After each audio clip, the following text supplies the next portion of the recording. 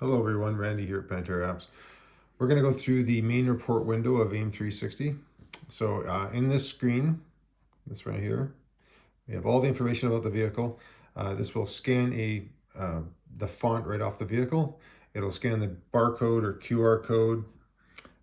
There's a button here for scanning the odometer reading from the vehicle. So you touch that, it'll open up the camera and you place that over the odometer reading of the vehicle. It'll quickly take a photo and place the value in this field for you.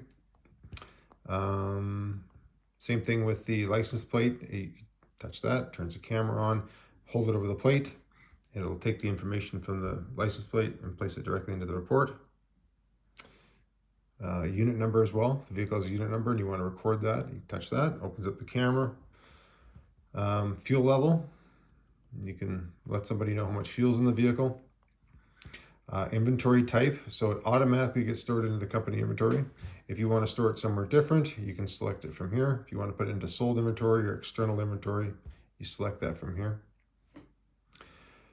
These two fields have to do with the API information. So in the event that you connect the AIM 360 to your company's software, it can transmit back and forth information like stock numbers, asset numbers, transaction numbers, or whatever out of your system into AIM 360. And AIM 360, using the API, can also let your system know items such as how much fuel is in the vehicle or odometer reading, year, make, model. All that information can be pulled back and forth with an API.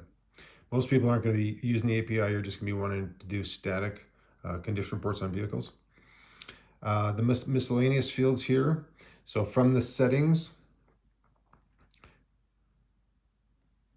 and the company information,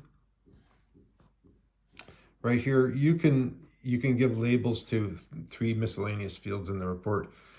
In the event that you wanted to put for a label for pricing or internet pricing or something like that, you can do that here, and whatever you change this to, it will change it in the report. Go back in here. So miscellaneous fields.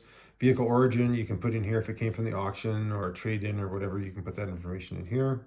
The scan date will automatically be populated. The date and time that the report was completed will be placed in here. Location information. So when you set up the app and you do your first report, it's going to ask you to share location information. It is very important that you always allow it to share that information. It uses Google API to ping Google Maps and let us know exactly where the report was done, us being you. So it'll put the actual location of where the report was completed in here. Any other comments you can put in here if there's a spare set of tires or something like that, or any other information that you want to manually type in here, you can do that as well. It will appear on the report.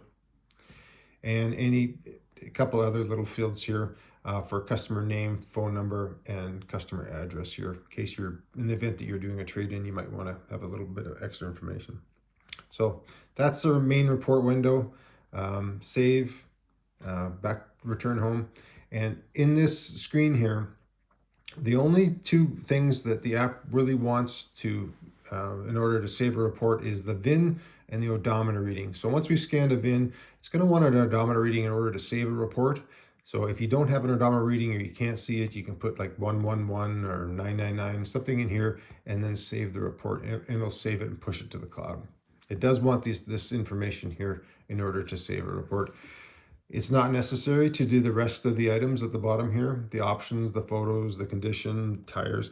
You don't have to do any of that if you just want to save a report. Okay, thank you, and watch the next video for options.